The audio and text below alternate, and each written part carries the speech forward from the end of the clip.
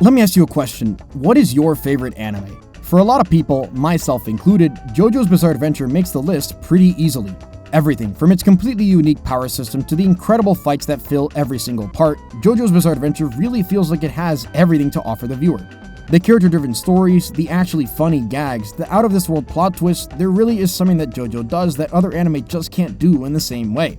And it shows. Not only is JoJo's Bizarre Adventure universally loved in Japan by both consumers and other manga artists that you probably recognize, but also everywhere else in the world, winning awards and hitting numbers not seen by other anime.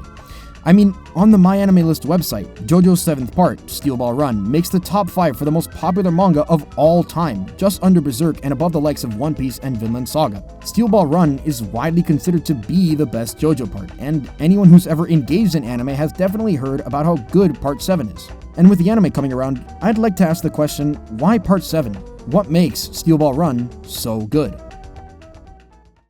To answer that question about Steel Ball Run, we have to go back to Part 6, Stone Ocean. The ending of the part, which Japanese readers actually voted as one of the most shocking endings in manga, had Pucci, a priest working under Dio, achieve Made in Heaven and kill pretty much the entire main cast, as well as completely resetting the whole universe. After Pucci gets killed in the new universe by Emporio, it completely alters all of the history of JoJo's and everything we had seen in the past 6 parts. The final pages show Jolene as a completely different person and the cast meeting each other for the very first time, again. JoJo's had been reset into a completely new timeline. How would the writer, Hirohiko Araki, follow up an insane climax like this, one that just rewrote everything that we had known about JoJo's? Will we see Emporio again? Or the new main characters? Is that a horse? Steel Ball Run is a western, meaning it's set in the American frontier in the late 1800s. Think of stuff like Red Dead Redemption or Django Unchained. With Wild West stories being pretty common in Western media, it's rare to see a manga tackle a setting with cowboys, making it feel completely fresh from the get-go, while also taking place in a time period before other parts, thanks to the universe reset. Not only that, but most of Steel Ball Run was serialized as seinen under Ultra Jump, which meant that unlike earlier JoJo parts which averaged about 20 pages per chapter every week, Steel Ball Run had around 45 pages per chapter every month, giving Araki much more time to focus on writing and art, and the quality definitely shows. It seems that the universe reset that happened the part beforehand not only allowed for JoJo's Bizarre Adventure to re-explore itself conceptually with just the setting and feel of Steel Ball Run, but also from a writing standpoint. I mean, the very first page of Steel Ball Run is actually explaining the time period by telling us about the creation of the telephone, the production of trains, as well as big sporting events including horses featuring prize money. All of this would be referenced later in the chapter with the creation of the Steel Ball Run race, a $50 million horse race across the country with all different types of contestants, some apparently being big names in horse racing. This feels completely different, whereas in earlier JoJo parts, for example, Diamond is Unbreakable, we're introduced to a familiar face, Jotaro, continuing a familiar plotline, the appearance of Stans.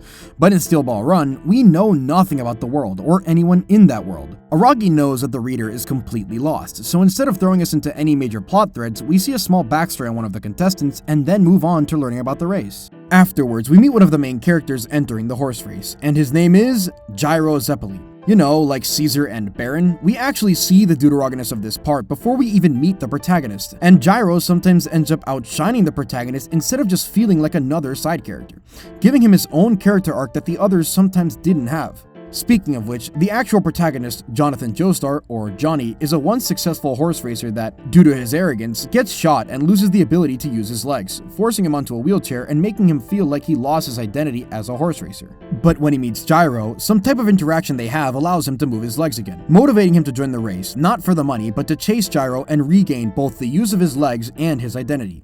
After meeting other participants and gathering all the materials needed, at the end of the 4th chapter, the Steel Ball Run begins.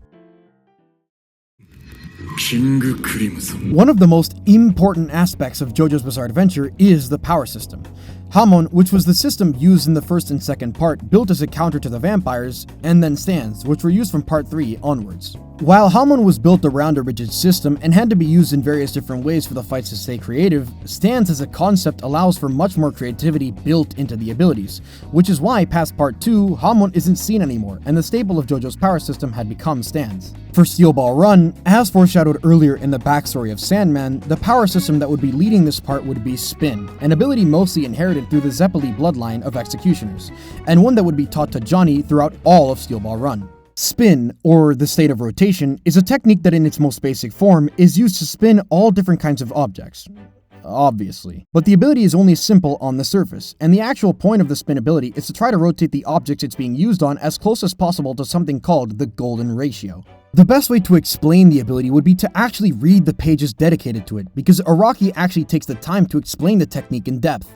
But to sum it up, the technique works like this. When applying the rotation to an object, let's say the steel ball gyro uses, the full potential of the technique isn't actually being used until the rotation meets the golden ratio, which is the state where the object being rotated can spin infinitely, amplifying the power of the object. This is shown in the explanation Gyro gives to Johnny using the golden rectangle to visualize the golden ratio. Not only is this a great explanation towards the technique for us to understand, but it also has real-world implications. The golden ratio is actually seen throughout real life and art pieces as some type of math for beauty in nature. Going back all the way to part 1 and 2, both of the main characters learn Hamon relatively easily and early, and the fights featuring Hamon have it used in multiple different ways to make sure that the fights stay engaging. Hamon felt very restricted as a technique and was simple in pretty much every aspect. What makes Spin different is that while Johnny begins the learning process of Spin pretty early on, we see Gyro teach Johnny the different ways of using Spin as the story progresses, and this eventually leads to him manifesting his stand Tusk and using Spin in cohesion with it.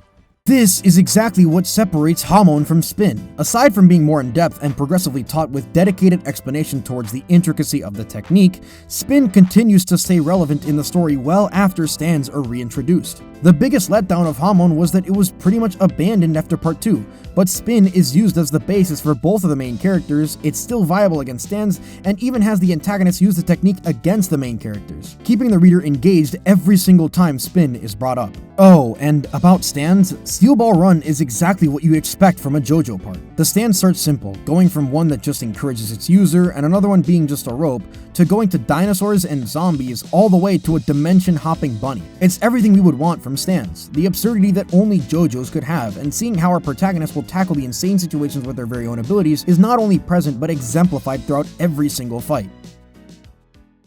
The writing in Steel Ball Run is some of the best Araki has ever produced. Now, that's not to say that the last parts have weak writing, not at all, but Steel Ball Run really feels like a cut above the rest. Just the character work is so different and special to this specific part. For example, normally in JoJo's, the protagonists and characters that are introduced already have an identity and set of morals when they're first seen. Think of characters like Josuke, Jolene, or even Bruno. Then, throughout the part, the characters have those already existing identities expanded on through the interactions that they have. Bruno, for example, always knew right versus wrong since the very first episode, but when he meets Giorno, he feels more compelled to act on it and ends up betraying Diavolo. The biggest difference in part 7 is that Johnny has to regain the identity that he feels he lost earlier when he got shot, and does so by joining the horse race to follow Gyro. Not only that, but when he learns about Gyro's motivation to even be in the Steel Ball Run, Johnny also begins to learn about morality and what his values are. I mean, there's an entire fight dedicated towards showing Johnny deciding exactly that, where he's left with the decision to either sacrifice Gyro or give up the object that's allowing him to feel his legs and to use his stand. Johnny ultimately decides to save his friend, putting his friend's life over his own identity.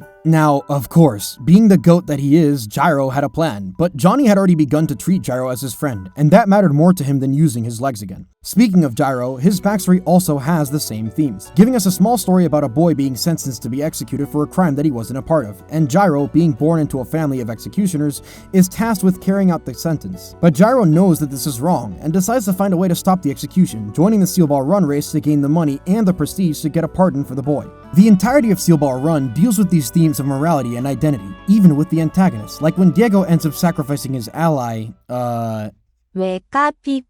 just after pleading for his help, showing that Diego's morals are completely opposite to Gyro and Johnny. There's so much more though, like the pursuit of truth and themes of fate. It wouldn't be an exaggeration to say that Steel Ball Run is the best written JoJo part on top of everything else that the part already has going for it.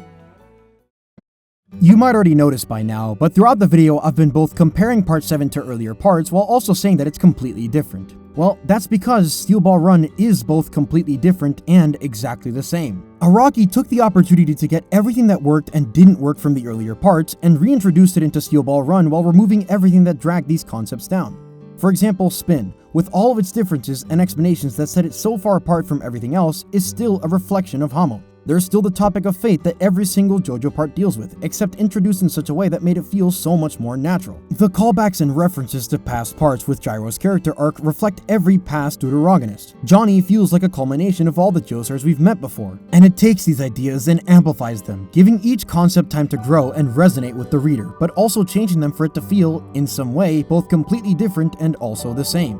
Steel Ball Run is everything you would want from a JoJo part, and everything that was missing from past parts is present in such a way that makes Steel Ball Run feel whole. The climax of the part, with all the plot lines of protagonists and antagonists meeting up in one place to settle everything, feels conceptually like other JoJo parts, but it's executed in such a crazy way, even introducing a mystery aspect to it that eventually reveals Funny Valentine's ability to hop dimensions is executed perfectly, and every single page will have you completely engaged and wanting to read more. So, to ask the question again, what makes Steel Ball Run so good? Why is it considered not only the best JoJo part, but one of the best manga ever? It's that, on top of the incredible writing, on top of the phenomenal power system and extremely engaging fights, it's still JoJo's. It's JoJo's pushed to its limit. It's JoJo's pushed past its limit. But at the end of the day, it's still JoJo's Bizarre Adventure, and it's still incredible. Oh, and the last few chapters of Steel Ball Run, as if Araki was writing a love letter to every JoJo fan around the world for sticking with him through 7 parts, have Johnny, or Jonathan Joestar, up against Diego, or Dio Brando.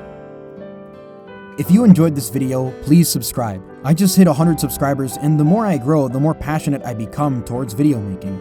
I have so many video ideas that I'd like to put into video format, and with every subscriber, I grow more and more passionate to continue, so it means a lot. And if anything I said about Steel Ball Run you agreed with, or got you intrigued onto it, why don't you read it, or watch it, for yourself?